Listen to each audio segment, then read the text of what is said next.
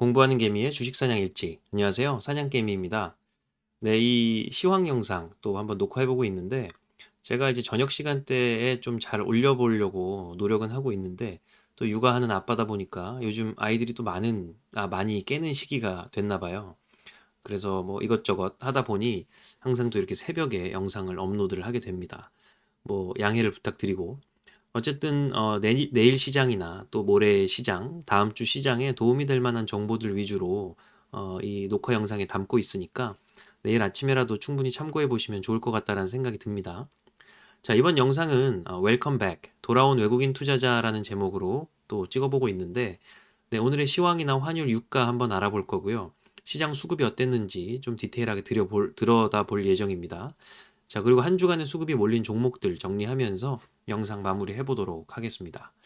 자, 오늘 코스피 코스닥 시장, 뭐 흐름이 괜찮았죠? 코스피는 1.68% 상승했고요. 코스닥은 1.29% 상승하면서 마감을 했습니다. 외국인 수급이 오랜만에 좀 잘 들어왔어요. 어제는 918억 정도 순매수를 하면서 조금 상승 전환 되나? 라는 느낌만 줬는데 오늘은 2600억 정도 순매수하면서 좋은 변곡적인 포인트가 될 수 있겠다라는 생각을 또 하게 만들었죠. 특히 오늘 삼성전자 같은 경우 4.3% 이상 오르는 또 흐름 보여주면서 이 대형주 위주의 흐름, 특히 전기전자 업종 쪽으로 수급이 많이 몰렸습니다. 자, 근데 반면에 이제 기관 같은 경우는 어제까지만 해도 마이너스 한 3,500억 대는 순매도세가 있었는데요. 특히 금융투자 쪽에서 있었죠.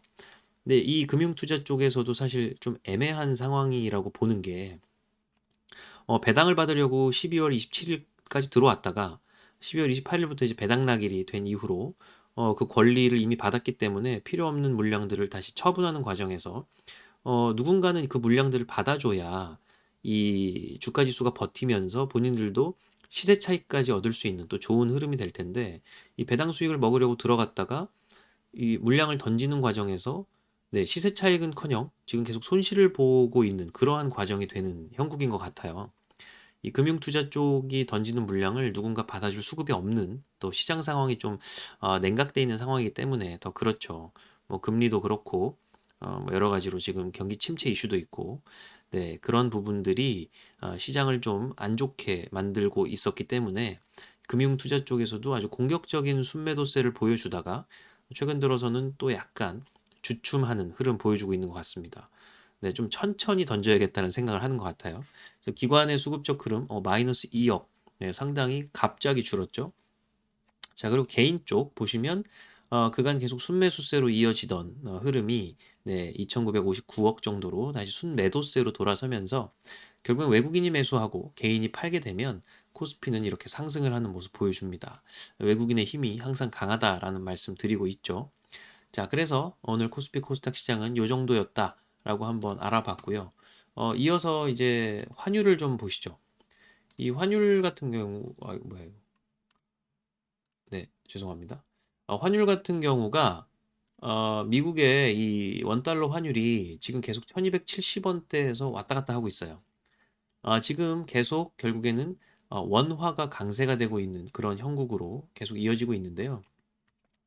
이 기조의 가장 큰 원인은 이 엔화의 또 강세에 있겠죠. 일본이 사실상 금리 인상 조치를 했고 그에 따라서 엔화가 강세가 되고 있기 때문에 실제로 그의 일종의 뭐 반사이익이라고 표현을 해야 할까요? 네, 우리나라도 같이 조금 혜택을 입고 있다. 그래서 이 환율이 좀 안정적으로 내려가지고 있기 때문에 우리나라 주식시장으로 외국인의 투자자분들이 또 들어올 수 있는 좋은 유인이 될 수 있겠다. 뭐 이런 생각을 자꾸 해보게 됩니다. 자, 뭐 실제로 지금 외환 보유액도 보시면 기존의 전월말 대비해서 네, 이쪽 보시면요. 70억 6천만 달러 증가했다라는 모습 보여주고 있어요. 그래서 다시 외환 보유액이 좀 높아지고 있다라는 이야기고 그거를 이제 이 차트로 한번 살펴보면요. 차트상으로도 봐도 지금 10월 달 이후로 다시 상승하는 흐름 보여주고 있죠. 네, 작년 2022년 1월 달 이후로는 계속 떨어지는 흐름 보여주다가 네, 10월 달 이후로 다시 상승하는 변곡적인 흐름 보여주고 있습니다. 이게 외환 보유고라는 게 우리나라에서 결국엔 달러를 얼마나 쌓아놓고 있냐라는 건데 뭐 IMF 때도 이 외환 보유고가 바닥이 났기 때문에 문제가 됐었던 거죠. 그래서 이게 지금 떨어지고 있다라는 건 별로 안 좋은 신호였던 거예요. 근데 다시 이게 좀 보유고가 늘어간다는 소리는 강달러가 좀 해소되고 있다라는 것으로 해석을 해야 될 것 같고요.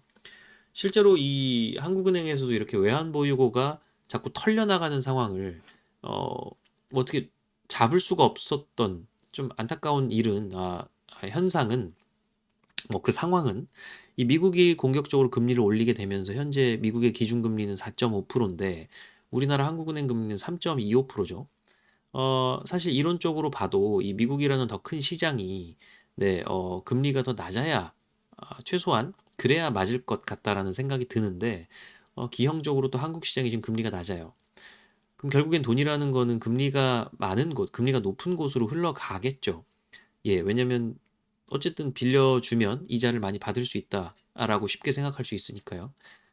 그래서 이제 금리가 높은 곳으로 오히려 흘러 들어갈 것을 알면서 결국엔 우리나라에 있는 달러가 외국으로 빠져나갈 것을 알면서도 한국은행에서 그렇게 금리를 덩달아 같이 올리지 못했던 것은 우리나라의 어떤 가계부채가 변동금리로 많이 이루어져 있기 때문도 있습니다. 78.5%가 변동금리로 가계대출이 이루어져 있기 때문에 공격적으로 한국은행에서 금리를 올릴 경우 개인들에게는 대출 이자 부담이 엄청나게 증가를 하겠죠. 미국은 95% 이상이 고정금리입니다. 그래서 미국은 또 그렇게 공격적으로 금리를 올릴 수도 있다라는 상황적인 요건이 있고요. 우리나라는 그 반대죠. 변동금리가 너무 많기 때문에 개인들의 대출 이자가 또 상환 부담으로 크게 작용할 수 있다. 네, 그렇게 판단을 하고 있었던 것 같습니다. 그렇게 되면 대출 이자가 높아지면 결국에는 이 소득에서 차지하는 대출 이자 비중이 높아질 것이고 결국에는 실질적으로 소비할 수 있는 여력이 줄어들기 때문에 그렇게 되면 결국엔 기업들의 매출도 줄겠죠. 그러면 당연히 비용 감축, 인력 구조 조정이 일어나면서 실업률이 늘어나고 또 그에 따라서 다시 소비가 줄어드는 이런 악의 순환 사이클이 되는데 그런 것들이 이제 경기 침체의 신호가 되는 것이죠. 그래서 결국엔 소비라는 것이 굉장히 중요하기 때문에 한국은행에서도 그렇게 금리를 공격적으로 올리지 못하고 0.25%씩 이렇게 베이비 스텝을 하고 있었던 겁니다. 근데 이제 어쨌든 그런 부분이 다시 강달러 기조가 좀 해소가 되면서 이렇게 외환 보유고가 좀 늘어간다라는 것은 우리나라 시장에도 좀 좋은 긍정적 신호로 볼 수 있겠다라는 생각이 드네요. 자, 그리고 뭐 미국 달러 지수도 보면 이 달러 인덱스도 지금 104.22 정도, 네, 한 104, 103에서 왔다 갔다 하고 있는 모습으로 보여요. 이게 114, 113까지 갔을 때, 요럴 때 이제 달러가 엄청 강했던 시기이기 때문에 우리나라 환율도 뭐 1,400원대 이상을 네, 올라갔던 그런 시기가 있었죠. 네, 그 이후로 어쨌든 계속 쭉 떨어지면서 지금 요 밑에서 좀 하방을 다지고 있는 모습으로 보여지는데 이렇게 환율이 좀 안정되고 또 유가가 약간 오르지 않고 적당히 안정되는 수준에서 올해 상반기를 잘 치르게 되면 결국에 물가 상승률도 좀 낮아지는 편으로 보이고 이렇게 환율도 좀 괜찮은 수준으로 유지가 된다면 네, 결국에는 이제 금리 상승 기조보다는 이제 금리 동결이나 하락 기조로 또 전환될 수 있는 그 속도가 붙을 수 있겠다라는 생각도 해보고 있어요. 그래서 어쨌든 우리나라 시장도 이제는 저점을 다질 수 있는 그러한 시기가 되지 않았나라는 생각을 자꾸 해보게 되는 네, 하루였습니다. 자, 그리고 이제 원유도 한번 살펴보면요. 네, 원유가 지금 76.93달러죠. 네, 지금 보면은 12월 9일에 이 71달러 정도를 찍고요. 그 이후로 80달러까지 좀 올랐다가 다시 76.93달러로 떨어진 상태예요. 보면 4.14%가 떨어졌습니다. 이게 요즘에 뭐 러시아 우크라이나 이슈도 있고 해서 이 원유 가격에 대한 변동성이 큰 장이긴 한데 그에 반해서 이렇게 원유 가격이 자꾸 떨어진다라는 것은 결국엔 경기 침체에 대한 그러한 걱정, 뭐 이슈가 있다라고 봐야겠죠. 그래서 이게 70달러대, 뭐 80달러 초반에서 70달러 중반, 요때를 계속 유지를 해준다면 결국에는 이 원유가 특히 많이 사용되는 네, 소비재나 뭐 내구재 이러한 어떤 경제 전반에 필요한 여러 가지 부분에서도 특히 화학 업종도 그렇고요. 소비자 물가 지수가 안정될 수 있는 좋은 흐름이 될 수 있지 않을까 이런 생각을 해봅니다. 자, 그래서 이 원유 흐름 또 ETF로 좀 살펴보면 네, 타이거 원유 선물이라는 ETF가 있는데 한 6월 13일, 6월 12일 뭐 요때를 기점으로 해서 지금 하락 반전이 좀 되고 있고요. 계속 내려가다가 또 약간 올라가다가 또 내려가다가 올라가다가 또다시 내려가는 뭐 이런 흐름을 보여주고 있어요. 등락이 반복되고 있긴 하지만 결국엔 전체적으로는 큰 흐름은 내려가는 하방 흐름이다. 근데 최근 들어서 네, 이렇게 상승 변곡 지표들이 좀 많이 나왔죠. 그리고 파란색 봉도 나오면서 이제 매도세가 좀 많았던 모습이어서 이렇게 뭐 시세 차익 목적으로든 어떤 목적으로든 반등하는 이러한 흐름이 약간 나오고는 있습니다. 하지만 제가 보기에는 이 흐름이 뭐 다시 엄청난 상승을 불러올 거다라고 보기엔 좀 어렵겠고, 이렇게 올라가다가 다시 약간 하락하는, 또 올라가다가 하락하는 이러한 계속 등락을 반복하는 흐름이 또 올 상반기에는 이어지지 않을까 이렇게 예상을 해보고 있어요.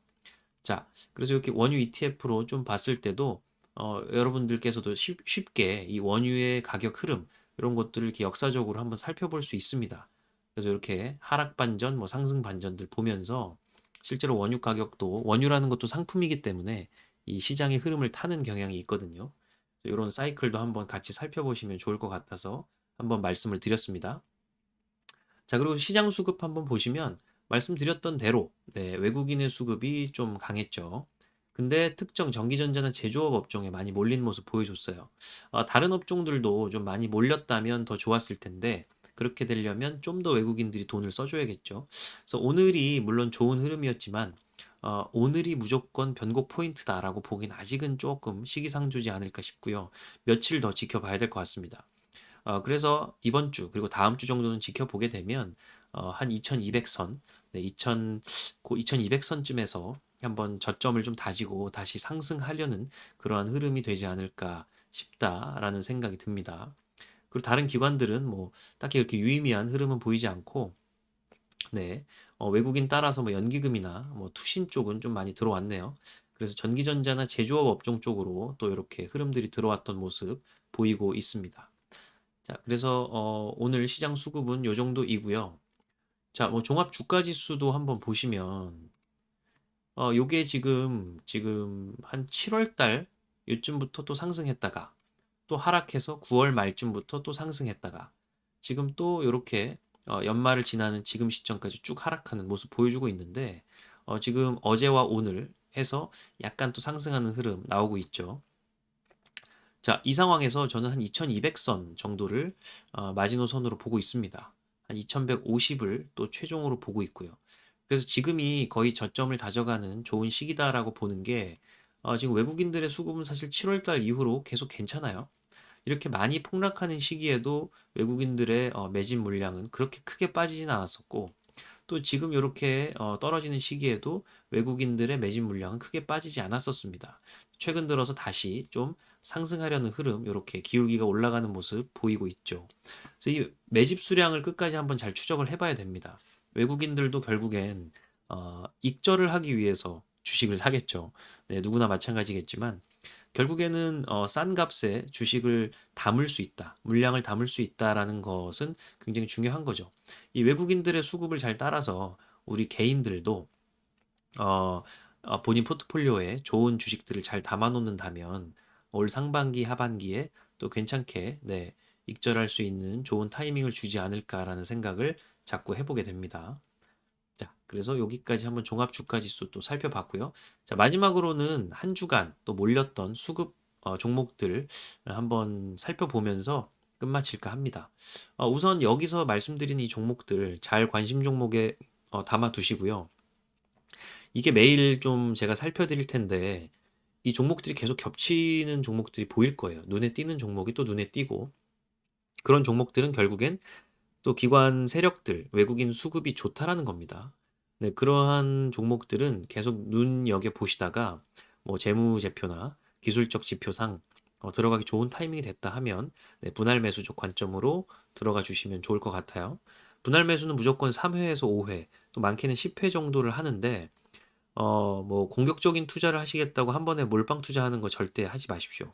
그렇게 되다 보면 리스크 매니지먼트가 어느 순간 안 되고 네, 좀 감정에 휘둘리는 매매가 될 수 있어서 거의 필패입니다. 네, 그래서 기다리기도 힘들고 그래서 분할 매수적 관점으로 꼭 해주시면 좋겠다라는 생각 들고요. 네, 최소 3회에서 많게는 10회까지 충분히 시간을 가지고 매수를 해주시기를 당부를 드려요. 자, 그리고 롯데케미칼 한번 보시면요. 제가 뭐 이게 누누이 말씀드렸던 종목인데, 네, 수급 흐름도 괜찮고요. 지금 전체적으로 봤을 때 계속 이렇게 등락 반복하는 흐름 속에서도 수급은 계속 늘어나고 있는 모습 보여주고 있습니다. 그리고 개인 수급은 계속 빠지고 있고요. 외국인 수급은 근 한 주간, 그리고 한 달간, 뭐 두 달, 세 달간 계속 좋은 흐름 보여주고 있고, 연기금 쪽도 지금 들어와 주는 모습 보여주면서 괜찮은 흐름 보여주고 있습니다. 이 종목 같은 경우는 사실 외국인이 주요한 주가의 선도 세력이기 때문에 지금 금융 투자가 많이 순매도를 함에도 불구하고 네, 그렇게 주가가 많이 빠지지 않는 모습 보여주고 있죠. 그래서 이 롯데케미칼은 여러 가지 제가 분석 영상에서 말씀드렸던 그런 이슈들을 생각해 보시면서 또 투자 긍정적으로 생각해 보시면 좋겠다라는 생각하고요. 자, 모두 투어는 뭐 여행주죠. 요즘 들어서 이제 세력의 이 매집량이 좀 가파르게 상승하는 모습 보여주고 있는데 또 반면에 외국인은 네, 오늘 또 팔았어요. 그래서 이 여행주는 좀 바라보는 시각에 따라 여러분들도 좀 다르실 것 같은데 저 같은 경우는 좀 여행 주식은 글쎄요. 아직은 조금 시기상조지 않나? 네, 이런 생각을 합니다. 너무 재무제표가 일단 안 좋고요. 위험 부담이 큰 업종이기도 합니다.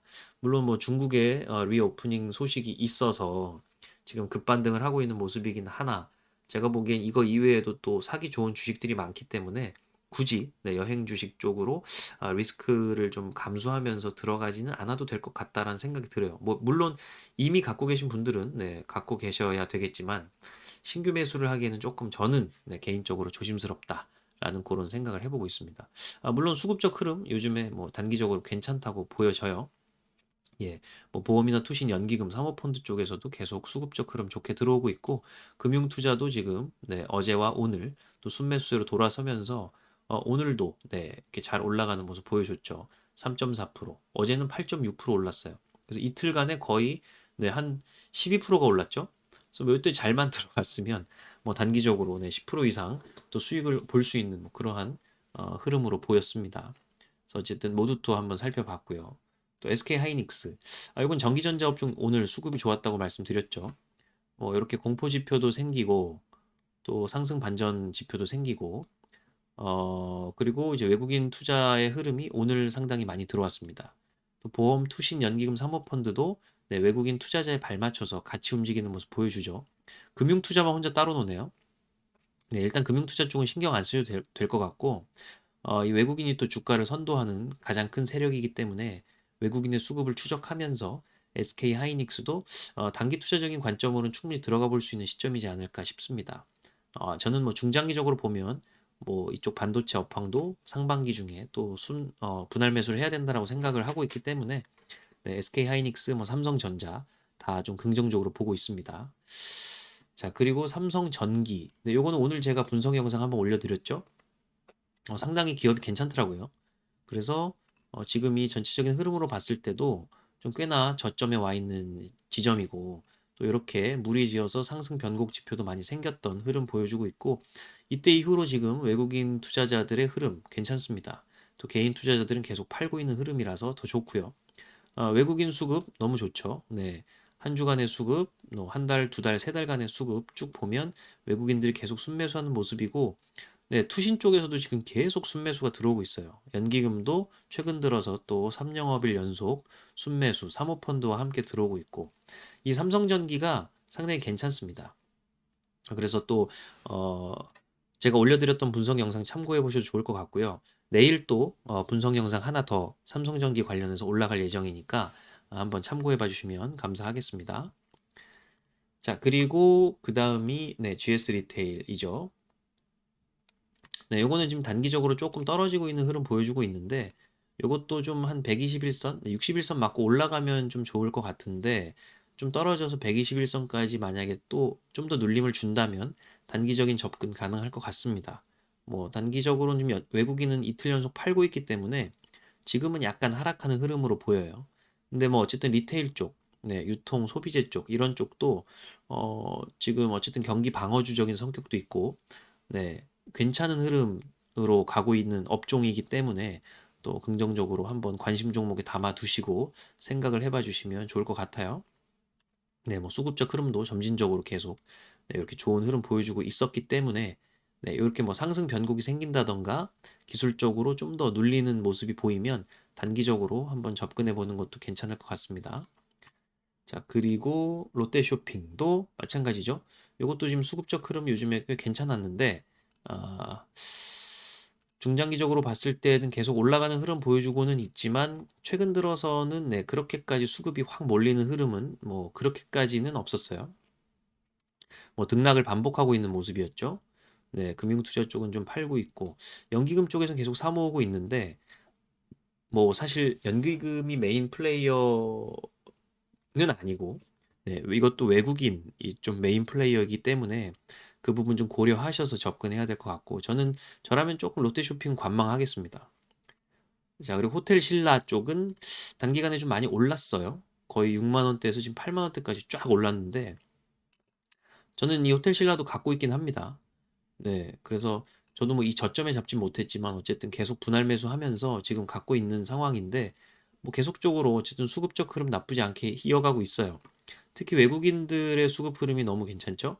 네, 그래서 아직은 이 분산 비율도 37%이기 때문에 충분히 올라갈 수 있는 여력이 더 남았다라고 판단이 들고요. 세력합도 그렇고. 네, 그리고 이제 평균 단가나 여러 가지 고려해 봤을 때 지금 매수하는 것도 나쁘지 않다라는 생각이 듭니다.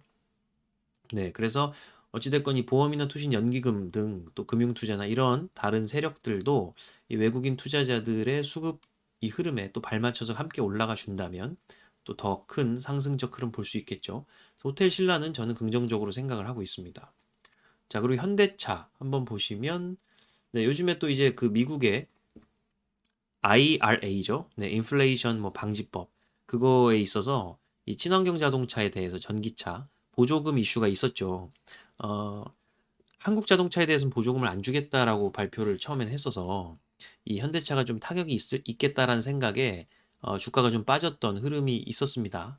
근데 최근에 들어서 그 IRA 쪽에서 약간의 수정이 있었죠. 상업용 리스 차량에 관해서는 한국 차량도 네, 보조금을 허용해 주겠다라는 그런 말이 나오게 되면서 최근 들어서 이렇게 반짝 네, 상승하는 흐름 보여줬습니다.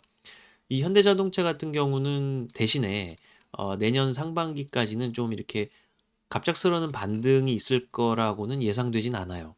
왜냐하면 이 경기 침체라는 이슈도 있고 개인들의 소비 여력들이 좀 다운될 거기 때문에 이 내구재, 특히 이렇게 고가의 네, 사치품들은 가장 먼저 소비가 다운되는 경향을 보이기 마련이죠. 그래서 이런 부분들은 좀 조심스럽게 접근을 해야 될 것 같고요.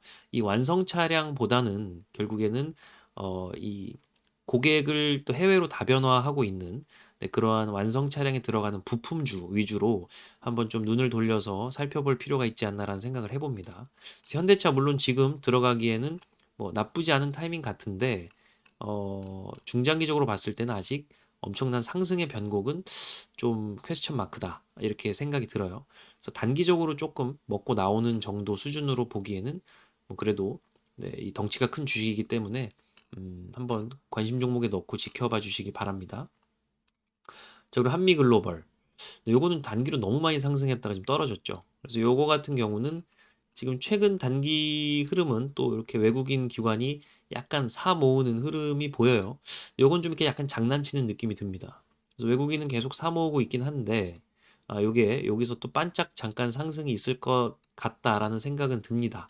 왜냐면 이제 121선을 또 앞에 두고 있고 밑에 그 이후로 잠깐의 기술적 반등이 있지 않을까라는 생각도 들고요. 만약에 여기 이제 상승 변곡 지표까지 좀 잘 나와 준다면 한번 단기적으로 접근해 볼 수 있는 타이밍은 되겠다라는 생각은 들어요. 그래서 한미글로벌은 중장기적으로는 저는 별로 좋지 않게 보고 있고 단기적으로 봤을 때는 잠깐의 반등 정도는 있을 수 있겠다라는 그런 생각 해보고 있습니다. 자, 그리고 마지막으로 대동인데요. 요런 요 주식 같은 경우 이제 그 농업 관련 농기계 쪽이죠.